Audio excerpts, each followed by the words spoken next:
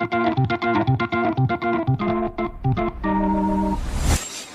the same street as Stuart Stanley's jewellery store, there's 30 other jewellery stores. Yet this extreme level of competition doesn't faze Stuart one bit. And his little jewellery business is ticking along very, very nicely indeed.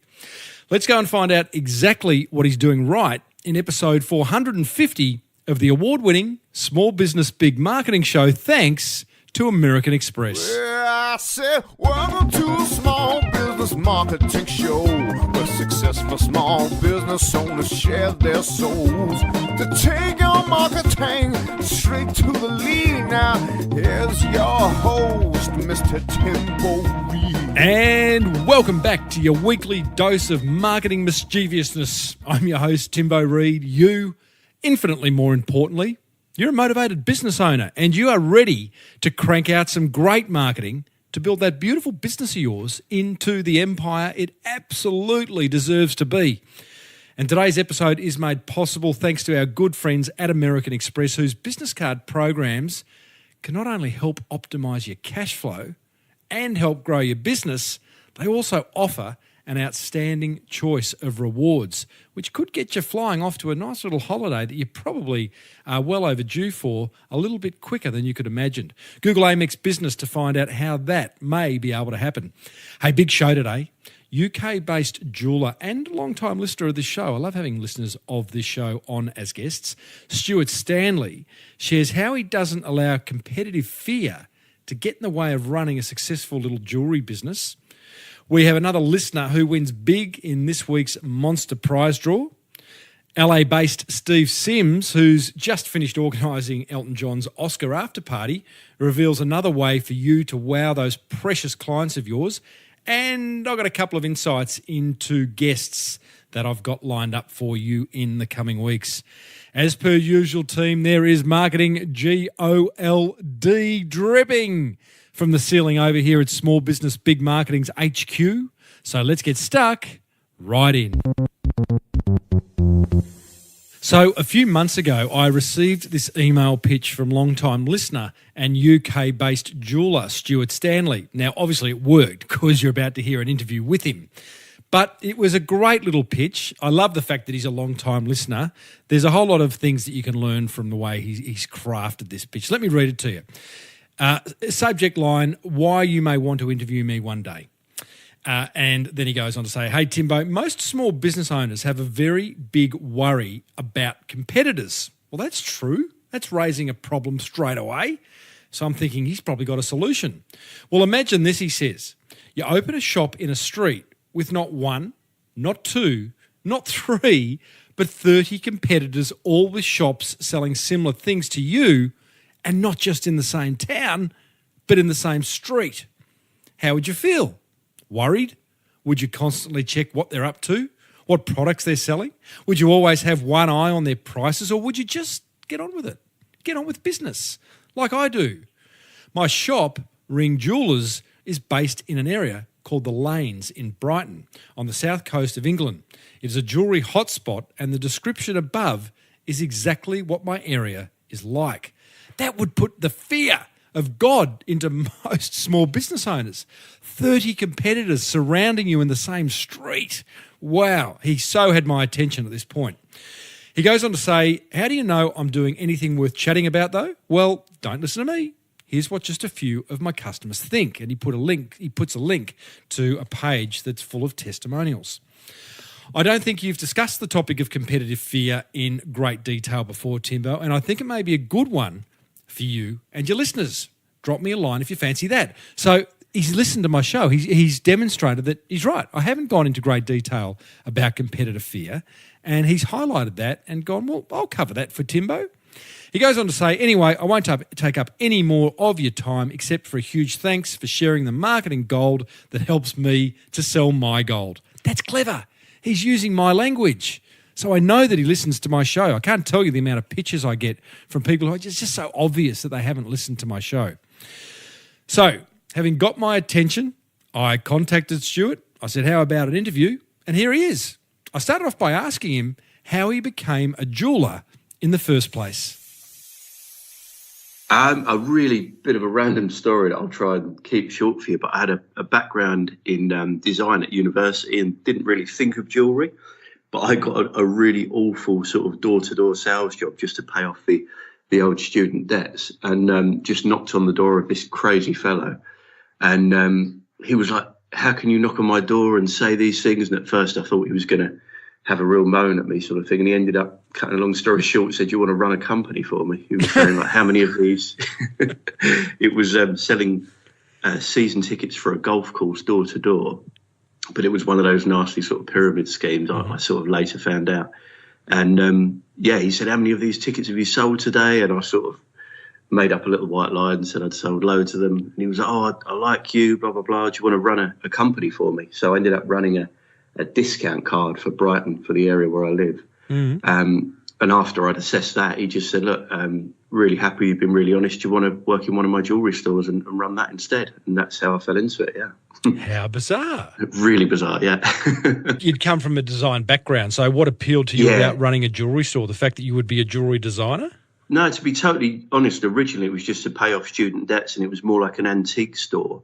But as time went on, I saw the potential to link the two and design jewellery, because where I worked for this guy, he was it was just like genuine antiques and nice old bits. It wasn't really my thing. But then as time went on, I thought basically you can introduce design into this. So I started taking on commissions, then worked for a more contemporary store before opening my own shop. Yeah. Are you a creative individual at heart or more business driven?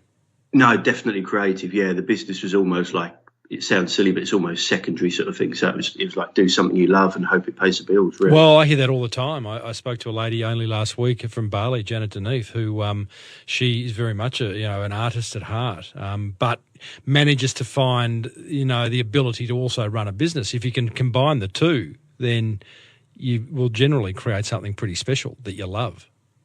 Yeah, definitely. It's like you always say about the marketing and that side of things. If you're sort of channeling and doing the things you really love, it does genuinely come try and look after customers and what have you, and just do it in a way that you're passionate about, rather than just trying to sort of trick people into buying from you. Just do it in an honest way that you never trick, Stuart. That's why marketing's got a bad name. Some people try to trick. Yeah. You get caught. No, you're right. Yep, definitely. So this fellow gets you to run his jewellery business. You're running it for a period of time. Where's the crossover to you starting your own small business in ring jewellery? Yeah, there was one other small stepping stone. One of his managers left to open a store, and after having that for a little while, he basically said to me, can you help me run my shop and modernise it for me? So I'm now ready to take on staff. So it was a manager from the old store. I followed him and worked there for a couple of years as well before opening my shop. But what's really unusual about the area, it's called the Lanes in Brighton, and it's on the south coast of England. All the jewellery stores are pretty much next door to each other. So from the first shop I worked in to working for the other guy, a friend of mine, and then opening my store was all literally within a few metres, not even sort of miles.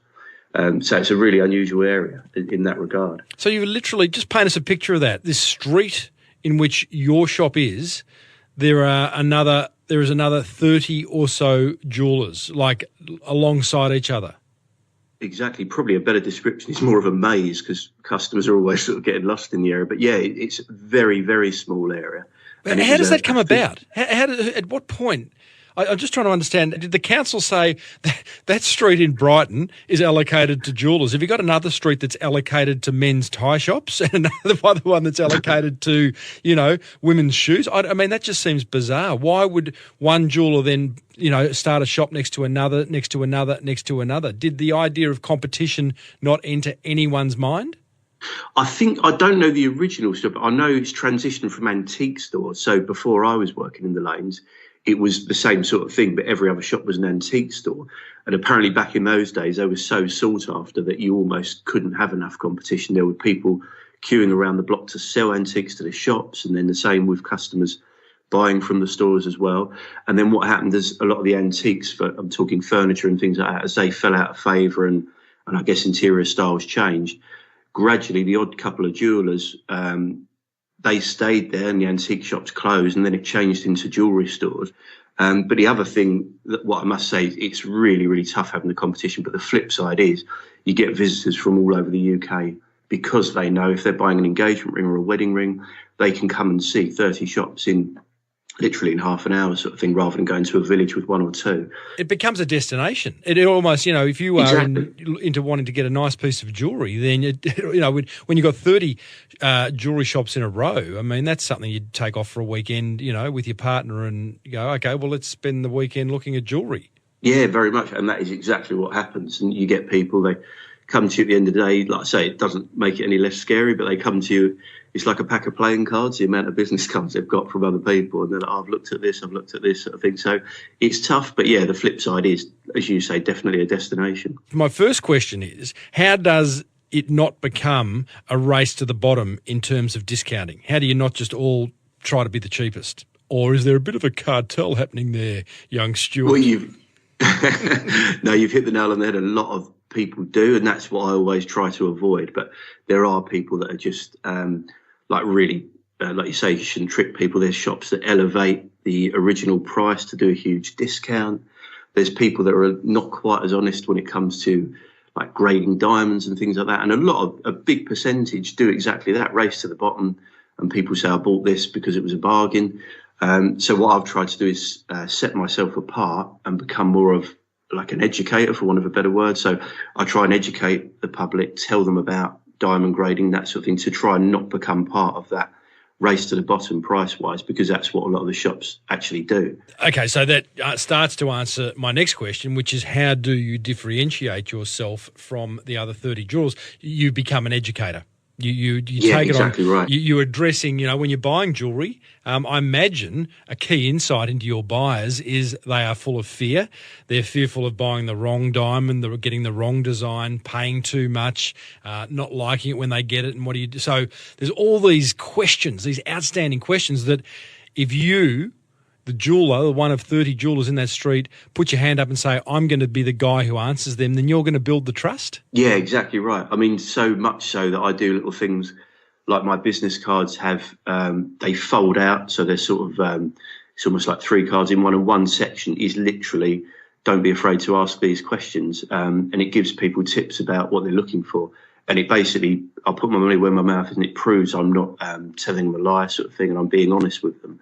Then they can come to their own conclusions. And when the shop round the corner says, oh, buy this, it's a bargain, blah, blah, blah, and they contradict themselves, the customers know that something's not right. So, yeah, that's one little trick I do, is put a guide on my business cards. One of the challenges, the educational strategy in marketing, I love, but you've got to get the prospect in the door first in order for them to then realise, hey, here's a jeweller that's going to actually educate me, help me make an informed decision. So let's take a step back. How are you getting them to walk into your door and not the other 30 in the street? Well, it goes right. I'm such a big believer in it. It goes right through to the window display. So instead of having tickets of like it was this price and now it's this price, I've got little stands that tell people the properties of the different metals. So what the difference is between 9 karat gold and 18 karat gold. One thing that's really odd in the jewellery trade is when customers buy white gold, most shops plate it and a coating rubs off. It changes colour and you've got to keep paying that shop to re-dip it, which I just think is bizarre. So we use different alloys and we don't plate our white gold. And I've got a little sign saying, look, this white gold won't change colour.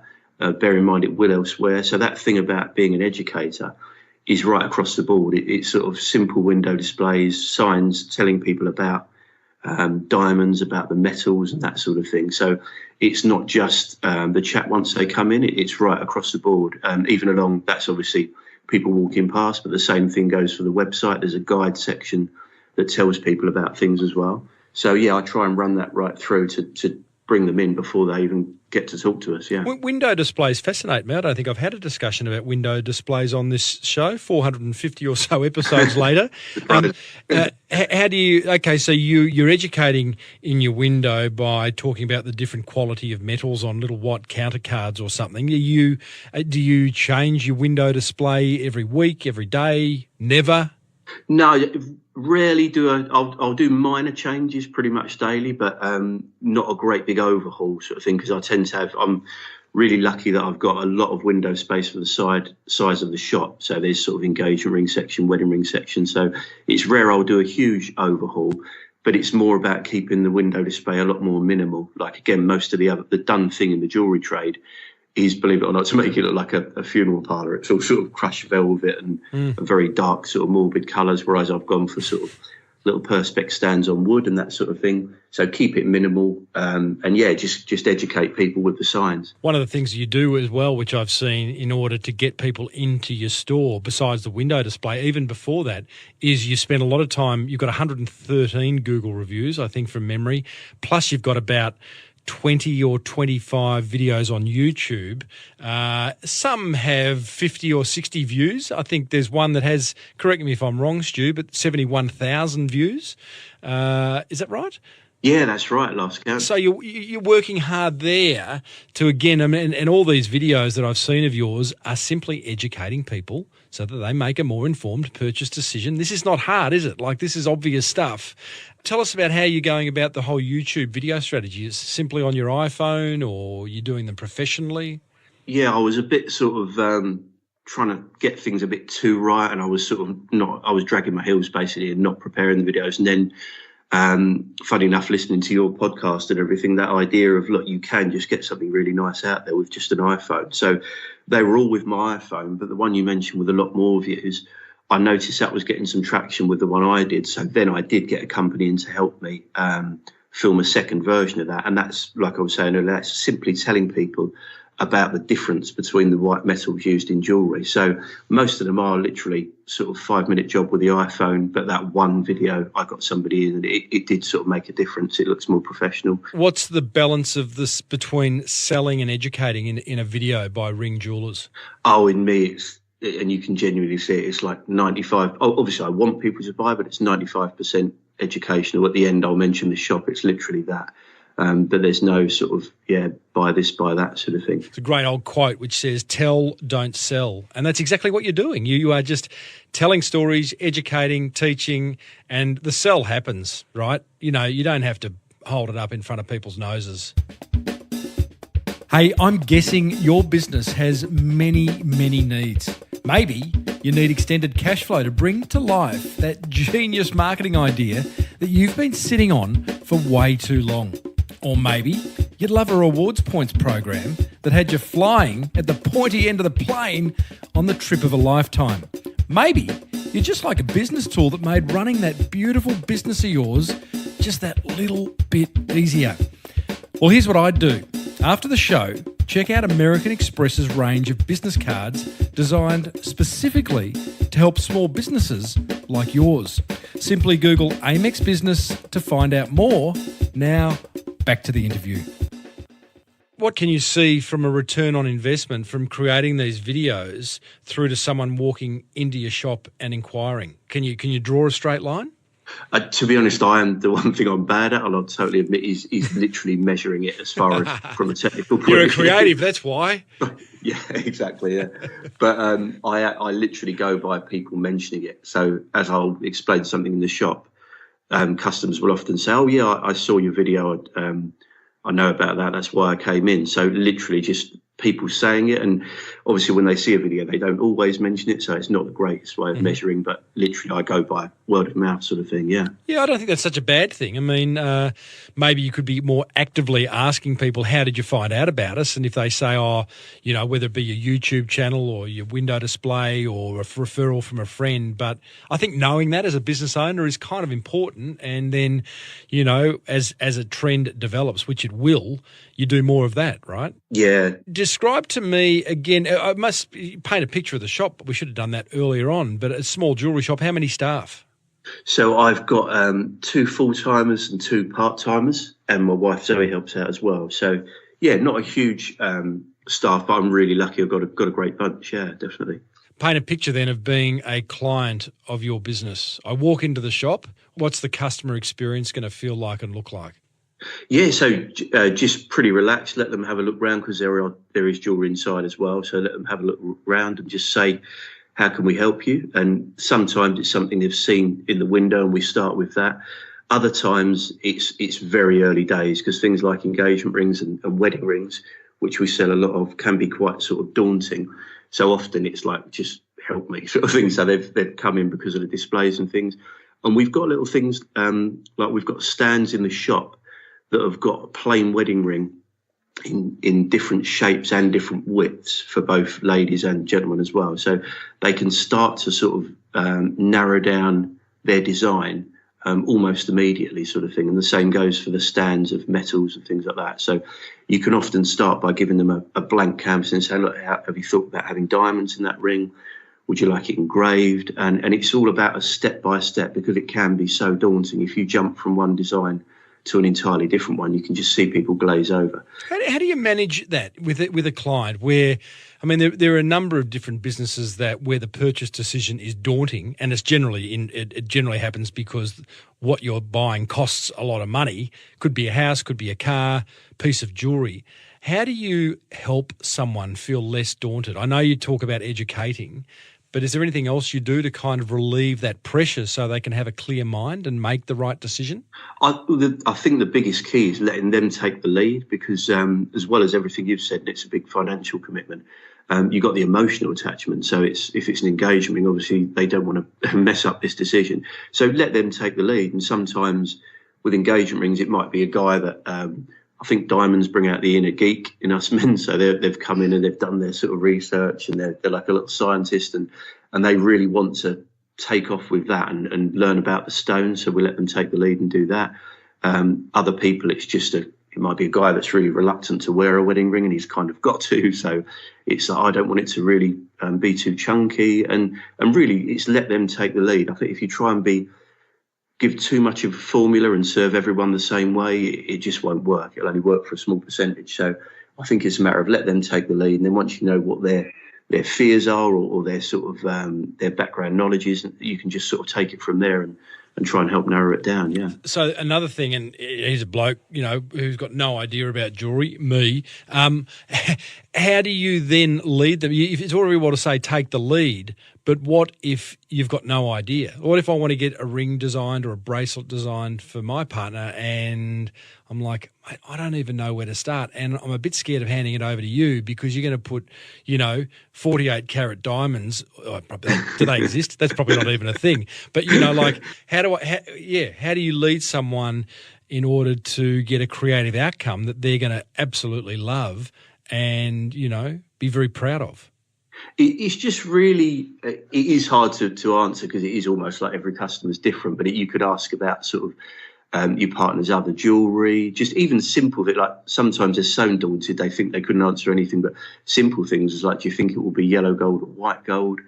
And then once they've answered a couple, and then like, what other jewellery do they wear? Is it a significant date? You could do things like lay out the gemstones so they sort of form a date in a bracelet or something like that. So it literally is, everybody's different, but it's just putting them at ease and just gradually finding out.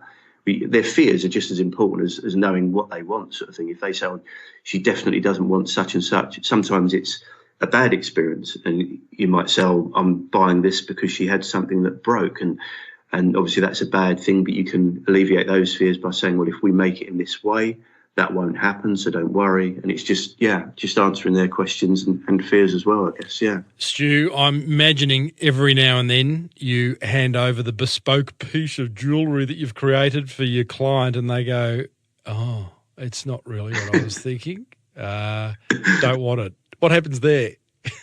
Well, believe it or not, that does happen, but it's literally about once. I'm on a rate of about once every 2 years at the moment. Oh, that's a good rate. Yeah, not too bad at all. So I've got a guarantee that I even put on the homepage of the website that if they didn't like it, even if we've not made an error, they just are not keen on the end result, we'd remake it free of charge, as long as it's to the same value. Obviously, they can't say stick a load more diamonds in there, but if it's the same metal, if it's the same sort of stone and that sort of thing, we genuinely do, and I take the hit on that. And the worst case, that goes in the window, somebody buys it another day. But I wanted to come up with something that basically got over that fear of what if I don't like this, because a lot of people are not creative, they're not designers, their day job's totally different. and they've got this massive fear. But I get asked literally sort of a dozen times a week sort of thing. People always ask if I don't like it. And normally with bespoke things, there's a nasty list of small print, which I really didn't want to do. So, yeah, we just say, don't worry, we'll remake it. And we say that up front, yeah. Stu, as a small business owner, which you are, with a staff of 4 or 5, I love your respect for marketing. I love the fact that you're willing to have a crack and try different things. And in a competitive environment like 30 jewellers in the same street, you've kind of, competitive anxiety almost doesn't exist, from what I can tell. And you go ahead and you tell your own story and you create your own marketing and let that unfold. And clearly it's working for you. I'm interested to understand whether there's any marketing that you kind of would love to try, or you've got a big idea that kind of scares the pants off you, but you'd love to take to market. Is there anything that comes to mind? I'm always tempted with something more in the, like you mentioned, video, but rather than just YouTube, maybe doing something on like a local station or something like that. But yeah, because I think jewelry is quite a visual medium anyway. But yeah, that would be really tempting. Something along those lines. But yeah, it's tricky because I was almost put off print ads and things when I opened the store because they were never great. And times are changing, so it's hard to say. But yeah, something in video would be amazing. Yeah. So do you mean running TV ads, or you becoming a bit of a spokesperson around jewellery in the area and appearing on like a local Today show? Is that what you mean? Yeah, funny enough, I meant like TV, but just on a local form. But the second option you said sounds great as well. Yeah, just becoming a bit more of an authority figure. So why don't giving me idea. Yeah, no, I probably should. Yeah, because it's in line with how I'm trying to create a brand. So yeah, it would be good to get a regular sort of column on something. Yeah. Well, mate, I think it's a great idea. I think, go for it. You can, and it is such an interesting industry and category in which you operate, because you're selling.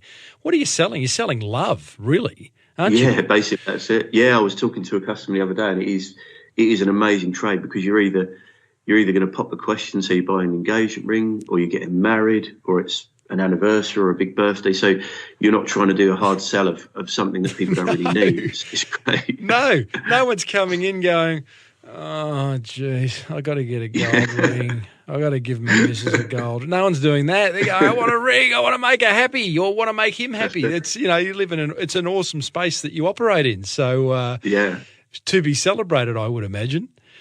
Definitely, yeah, it's great. Well, I think it's a great story, Stuart. I think the fact that you have, you refuse to get caught up in the competition is something that many business owners can learn from. I hope that those, sometimes with the podcast, I don't know, you've been a long time listener of this show. I don't know whether you do it sometimes, but you see a topic or a guest or the headline for the episode and you go, oh, that's not relevant to me. But so often it is. And, what you've just shared is relevant to absolutely anyone who is competing with another business. And I think the lesson here is stop competing and just getting on with telling your own story. Yeah, I think, and probably one other tip is keep an eye on your industry rather than the guy next door, because if something new is happening and exciting, be a part of it. Don't worry about what the guy next door is doing, because he might not even be doing it very well. So, yeah, definitely. Well, a great example of that, I spoke to a local jeweller in Australia a few years ago at a conference, and he was one of the first to get Pandora in his shop, and he said it saved his business. So I guess that's it. Have you fallen to the Pandora phase, or you've avoided that whole brand?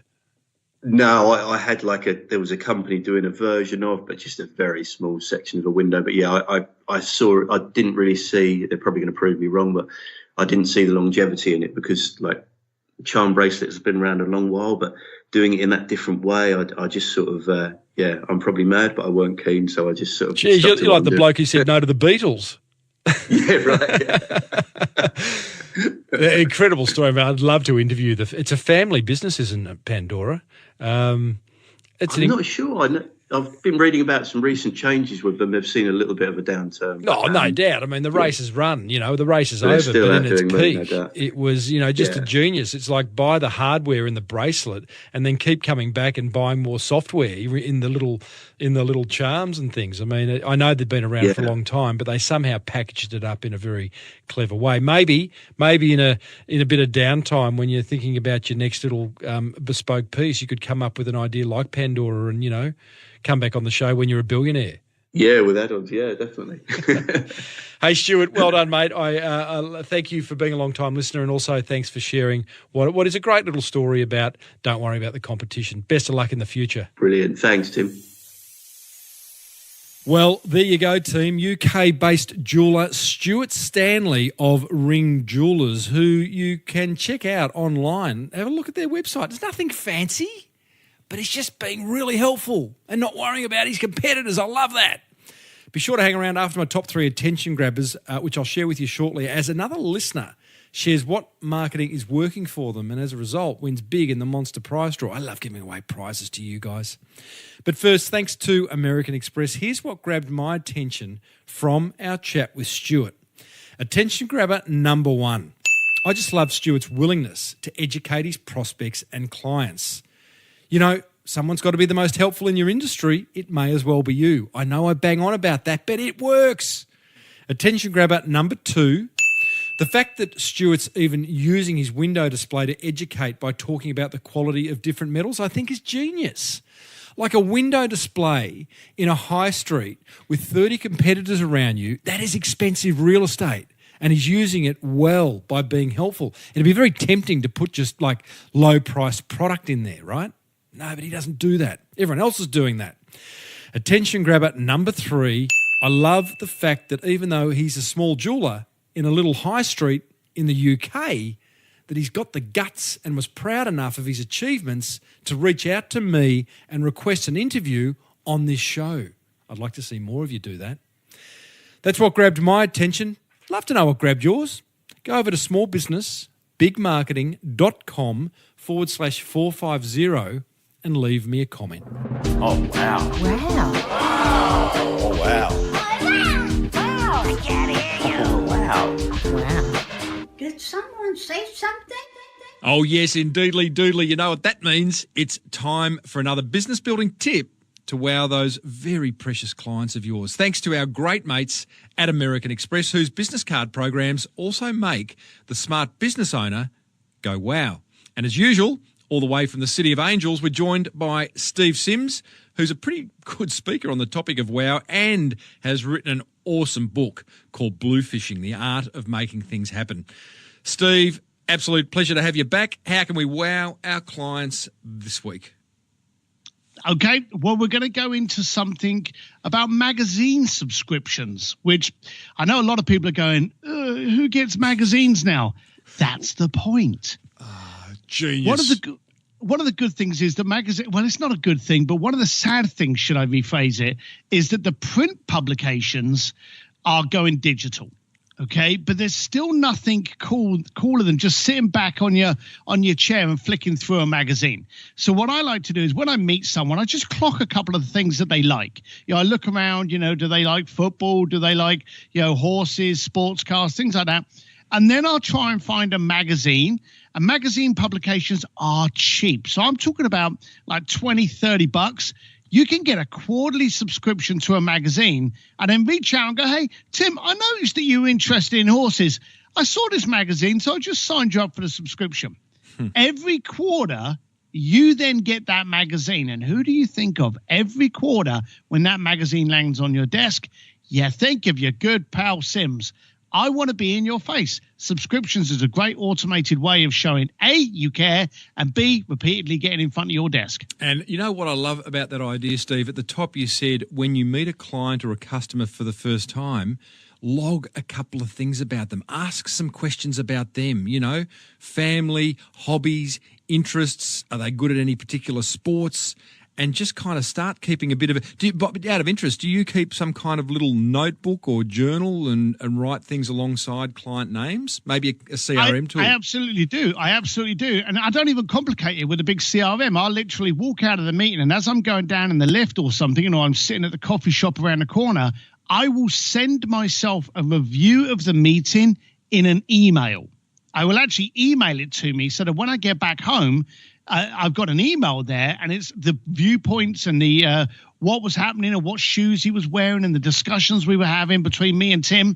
And then I will put that into like an Excel spreadsheet, or I will put it onto a calendar alert and set a calendar date for me for like a month in advance. And then I can come back and go, hey, Tim, we were speaking last month about your love for equestrian or your admiration.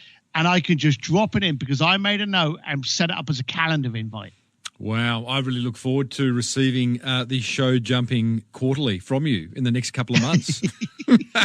Hey, team, there you go. Thanks to American Express. That is just another killer way to make your very, very precious clients go wow.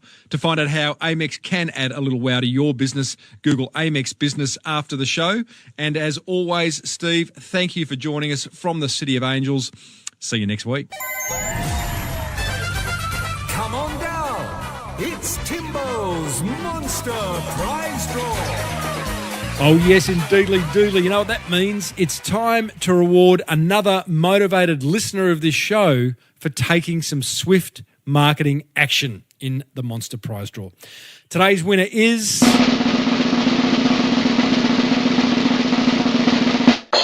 Cameron Bell from Hunter Mobile Podiatry. And here's what Cameron had to say or share, more to the point. He says, "Hi, Timbo. G'day, Cam. So, a quick history. 2 years ago, nearly to the day, I decided to pursue my side business of a mobile podiatry business called Hunter Mobile Podiatry. I had 1 to 5 clients per week at that stage and sold it last week with full books and an ongoing stream of new clients, and I have only actually worked in the business maybe 1 to 2 days per month for the past 6 months. That's genius. Here's my top 6 marketing and business nuggets that worked for me as a result of your show. Number 1, helpful content. This has been a game changer. Heard that before. Although I'm guilty of not enough and letting my foot off the pedal, my initial efforts generated insane results. This led to 3 large contracts, and I had companies that I wanted to work with calling me and asking me to come and meet with them to do business. That's just how it works, guys. You'll get warm leads if you are helpful. I see it all the time. Number 2, he employed a virtual assistant for all the mindless paperwork. That saved me 2 hours per night and got my nights back. Number 3, do, delegate, delete. He can't remember which episode, but it was the dance teacher who runs multiple studios. So do what you know you need to do, delegate what you can delegate, and completely delete what you don't need to do. Systems and standard operating procedures. I love Daniel Gibbs' episode. I used QuickTime screen recording, then kept them in a ShareBox folder for my VA to learn all the systems of my business. That becomes a great asset when it comes time to sell too. He outsourced what he's not good at using designcrowd.com/Timbo for all his marketing and design needs. And number 6 was he just JFDI'd. That's what Michelle Bridges said in that interview. #JFDI. Just friggin' do it. Brilliant. That is just great advice, Cam. He finishes by saying, there are many, many more things that I tried, but I need to keep this email short. Another thing I would also say and try to live by, it's more important to work on yourself rather than your business. So true. I lost a lot of motivation and desire with my business despite the growth, which is one of the reasons I need to sell it. I would be interested to see an episode on things like mindset, personal growth, and gratitude one day. Well, I think we did that a few weeks ago when we did that episode on small business owner mental well-being. Timbo, you're an absolute legend. Thanks, Cam. Keep up the awesome work, and I cannot thank you enough for your marketing gold each week. Cam, you're a legend. You win big on the Monster Prize Draw. I just need to find out what you have won because I just dropped the paper as I was so excited about what you had to share. But you have got a lot of prizes, I can assure you. I can absolutely assure you of that. You have won an Amex pass to the Amex Lounge at the Melbourne or Sydney International Airport. You've won a My DNA test kit. That's worth $99. The pass is worth $33. You have won a Carmen's Muesli hamper. That's valued at $60. An Orbit key valued at $50. And you've won a backlink on my show notes, which is priceless. You've won promotion on this show because I've talked about you, and that is what you have won. A few $100 worth of prizes there, young Cam. Anyone else, if you have implemented an idea from this show that you have implemented and achieved great success from, then email me, tim@timreid.com.au. If I read it out on this show, you win big. Can't wait to hear from you. tim@timreid.com.au. Well, that almost wraps up another episode of the Small Business Big Marketing Show, sponsored by American Express. Be sure to search Amex to find out how your business expenses can reward you. And a big thanks to Amex for supporting the WOW segment, which I hope you're getting a lot of value from. We're going to have a month's break from that, and that'll be back in a month's time. Got some very revealing interviews coming up, including a chat with ex-school teacher turned e-commerce superstar Laura Klein, who runs a business called Snotty Noses, not for the faint-hearted, that one, and is turning over $1.7 million a year, which is not to be sneezed at. See what I did there? See what I did there? Can't even get my words out. I am so funny with my dad jokes. Not. Hey, don't forget there's an entire back catalogue of interviews over at smallbusinessbigmarketing.com. If you love the show, please let another small business owner know about it by getting their phone and downloading it for them. Until next week, I am Timbo Reid. Thank you for tuning in. May your marketing be the best marketing. Bye for now.